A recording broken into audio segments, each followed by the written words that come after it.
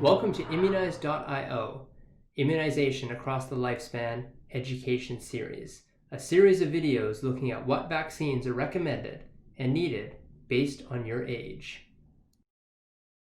Immunize.io is a BC not-for-profit organization with the mission statement, taking our best shot at immunizing the world. We strive to improve community immunization rates through education and access to vaccination services. The following video is for educational and informational purposes only. Please talk to your healthcare professional for specific advice pertaining to your vaccination needs. As we reach the end of our vaccination needs across the lifespan, we get into age 65 plus, the golden years of immunizations. Vaccinations at this age is more important than ever. When we look at the mortality and morbidity rate of vaccine-preventable disease, we see a U-shaped curve. Going back to our earliest lecture on newborns, those over 65 are also vulnerable to the effects of vaccine-preventable disease. Unlike the newborns who have an underdeveloped immune system, those over the age of 65 experience something called immunosenescence. As you age, your immune system ages with you. So you can see here is a figure of the world's oldest marathon runner.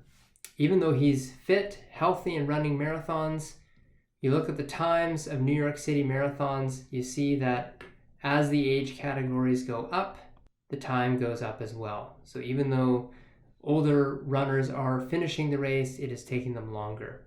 It's a sign of aging, it's a sign of inevitability. As we age, our immune system ages with us. So as we reach a certain age, our immune system starts declining, making us at risk of infection and more dependent on vaccinations. Also of note is the number of medical conditions that increase with age, increasing chronic diseases with age. With every immunization assessment, your underlying medical conditions should be discussed with your healthcare provider. This could change the recommendations that are best for you when it comes to vaccinations.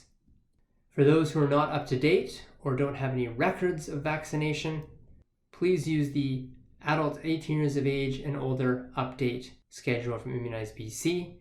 Some notable exceptions is the elimination of varicella due to the fact that those over 65 will have probably contracted it already, making them at risk for reactivation in the form of shingles. MMR vaccination, measles, mumps, rubella, is not necessarily recommended for those born after 1970 as they are presumed to be immune. Going back to the grade 9 schedule at age 14, the next dose of Tdap, tetanus, diphtheria, pertussis, should be done every 10 years.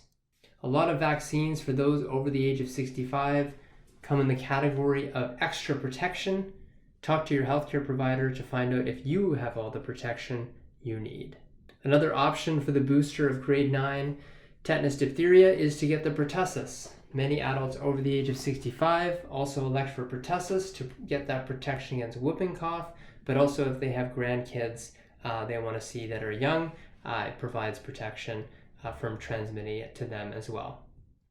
As mentioned in the 50 plus, as you age, your risk of shingles goes up due to immunosenescence. So the immune system goes down, the risk of shingles goes up. So Shingrix is recommended by the National Advisory Committee for all adults over the age of 50 with a strong recommendation. Although there is treatment for shingles, there are certain barriers to treatment. Prevention is best through immunization.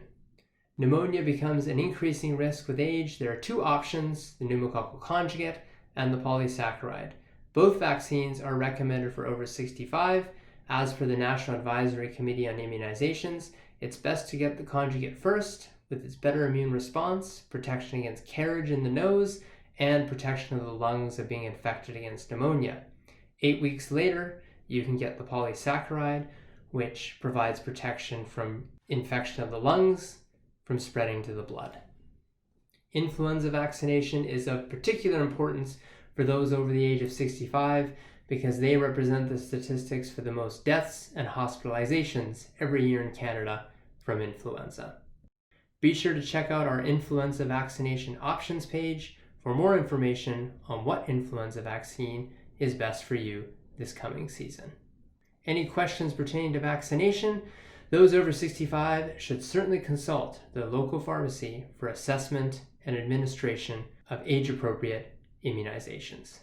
Thank you for listening. For more information, check out immunizebc.ca, and most importantly, talk to your healthcare professional for specific advice pertaining to your or your family's vaccination needs. Don't have a healthcare professional looking at your immunization needs? Contact us at info@immunize.io.